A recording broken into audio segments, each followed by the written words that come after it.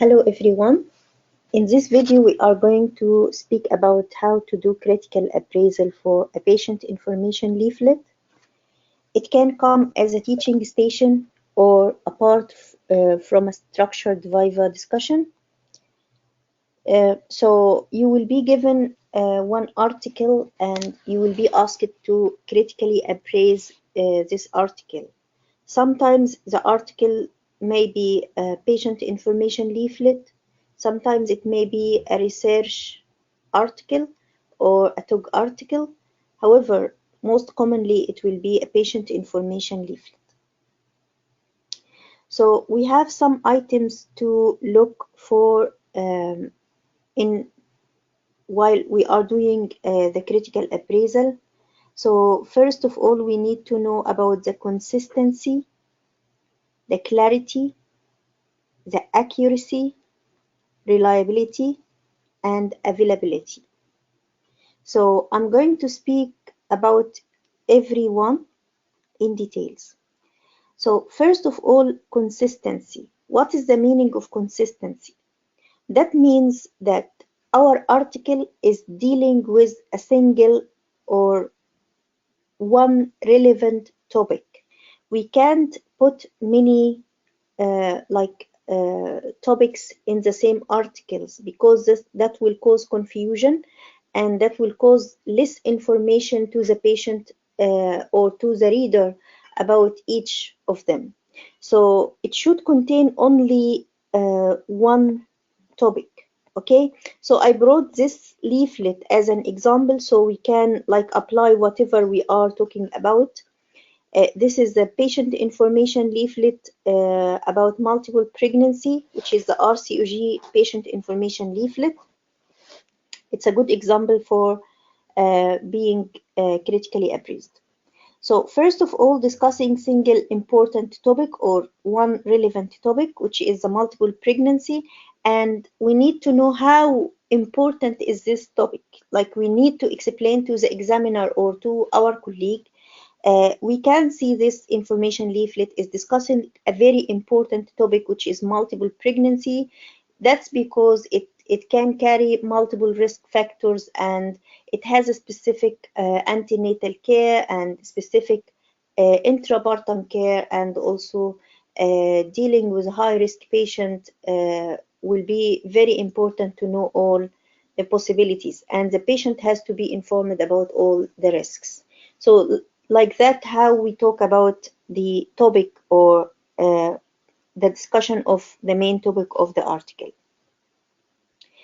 One of the consistency item is whether the source of information is clearly mentioned in the article or no. So we need to search whether they state from where they got this information. So usually the sources will be in the end of the patient information leaflet. So we'll search for the headline calling source. Yeah. So here the source of information, it's mentioned here that this information has been developed by RCOG Patient Information Committee, which is based on NICE guidelines and RCOG Green Top guidelines, and they put the links of these guidelines so the patient, if she needs to confirm whether this information is relevant, she can go and see the guidelines. So the source of information, yes, it is clearly mentioned. And is there any link for further information? If this information is not enough for the patient, she should know from where she can get further information. Okay, so let's see if they mentioned about anything like that. Yes, it's here. So they mentioned that if she needs further information, she can go through these links.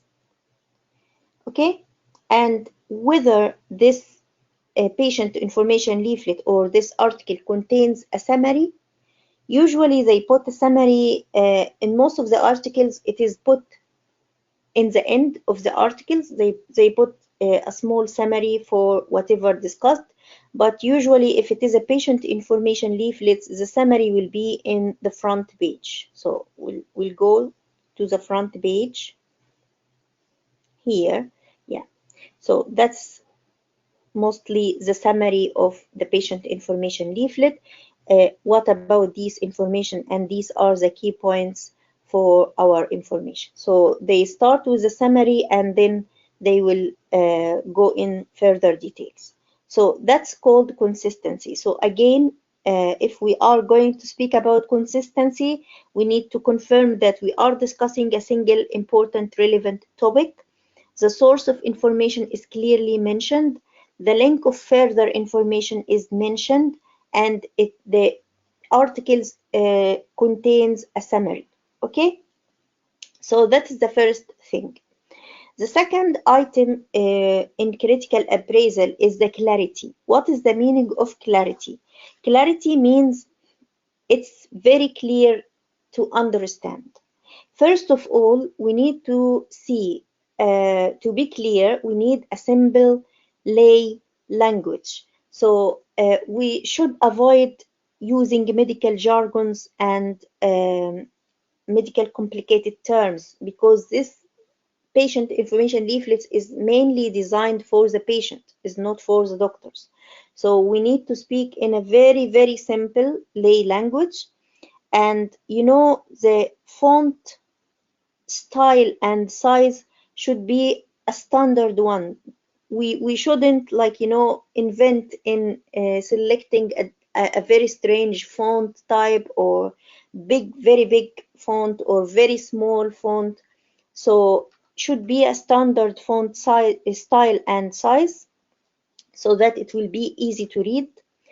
And the use of capital letters or bolding the headlines, as you can see in the title, and use of headings and subheadings in a different colors. This will give the patient, like, you know, something to think it is really clear, like here, if she wants to read about a specific heading, so she can reach it easily. Okay,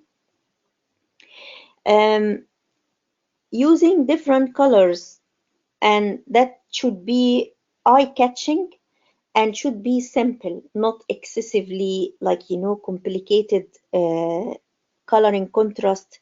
No, we should simplify that to put, like, you know, different uh, 2 or 3 colors to be, like, you know, prominent, like the headlines, or as you can see, the headings are like put in green and the text is put in black and nothing else is mentioned. Sometimes they may, like, you know, these collection of colors on one corner just for decoration and eye catching. So yeah, use of coloring is very important to be eye-catching, but try to avoid too much complexity in using different and uh, large amount of coloring diversity. Okay. Um, as you can see, the text should not be too much condensed. Okay, it should be like simplified sentences, and the paragraphs should not be too much long, you know, so that the patient will not get bored from reading.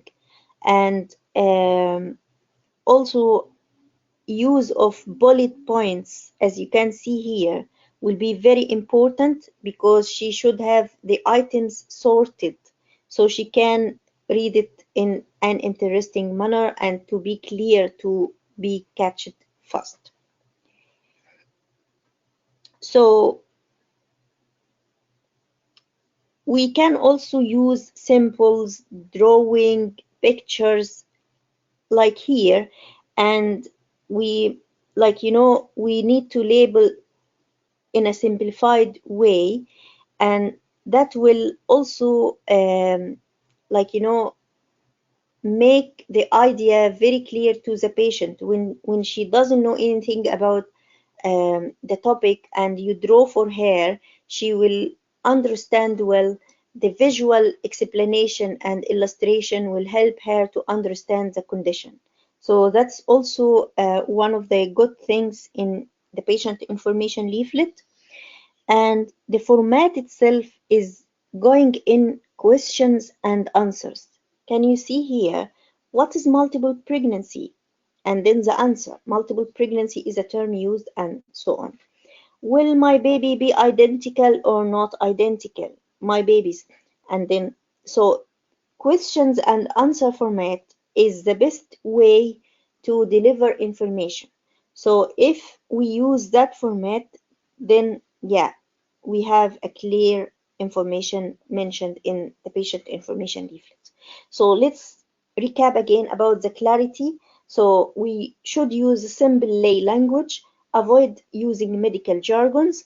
The font style and size should be a standard way and to be easy to read. We need to use the capital letter. Sometimes we may need to underline the heading or subheadings. We can use boxes and bullet points. Use of different colors, but avoid excessive coloring diversity. Just go for simple eye-catching contrast. The text should not be too much condensed, and the sentences should be short and simplified. The use of symbols, drawing, pictures, and the use of question and answer format.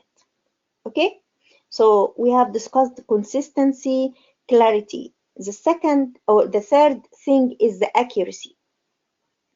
So to know the accuracy of the patient information leaflet, we need to read the information itself and see how accurate is the information. And we need to know whether this information is coming from a local guidelines or national guidelines, because we don't necessarily give the patient the information leaflets of the Royal College. Sometimes the hospital itself provide patient information leaflet for their patient. So it can be from the local guidelines from the hospital. So we need to read the information clearly and compare it with the local guidelines if it is coming from the local guidelines, or if like that information leaflet which is coming from NICE guidelines and green top guidelines, we need to read the information and compare it with the source. So that is the accuracy. Okay, and one item of the accuracy is to use the percentages. So as you can see here,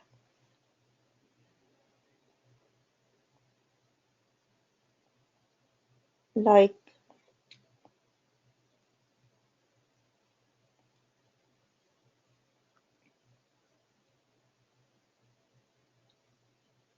yeah, like the risk of prematurity in multiple pregnancy. So they mentioned like overall around 1,800 babies, which means 8% are born prematurely before 37 weeks. Again, he mentioned if you are pregnant with twin, you will have 60 in 100 chance or 60% chance going into labor before 37 weeks and 75% chance going into labor and giving birth before 35 weeks. So using of percentages, especially if you are explaining possible risks for the patient, is very, very important. Like if you are giving her information leaflet about certain operation and like for example choosing a C-section, you should mention the possible risks in percentages. You know, bowel injury, bladder injury, need for hysterectomy, all of these risks, if you didn't mention them in a percentages, the patient will get frightened because she doesn't know to how much extent she may be exposed to that risk. So it's very important to use the percentages in an accurate manner. So we need to confirm whether these numbers are accurate or not. And we need to know whether these informations have been reviewed before publications or not.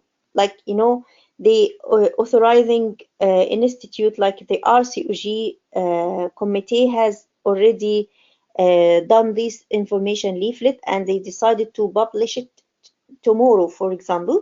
there should be someone else to review and revise all the information and compare it with the guidelines which is coming from.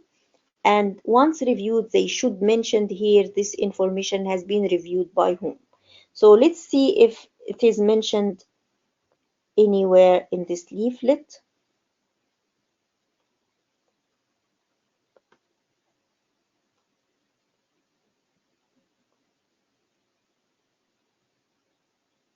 Yeah, if you can see the last two lines, before publication, this information was reviewed by public and representative from the RCOG Women's Network and the RCOG Women's Voice Involvement Panel.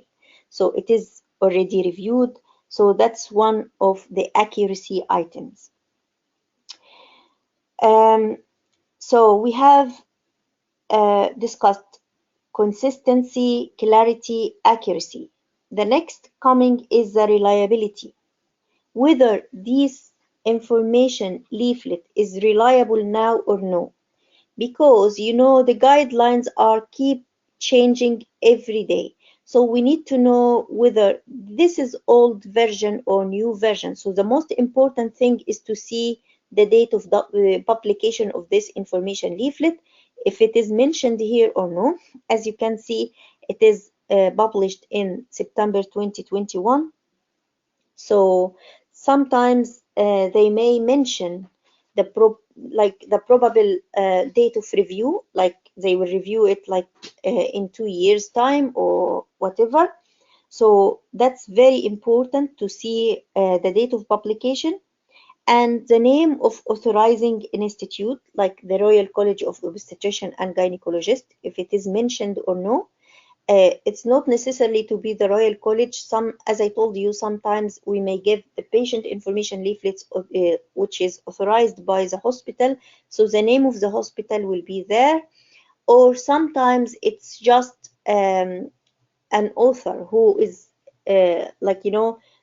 who has written the information leaflet for the patient and he mentioned his name.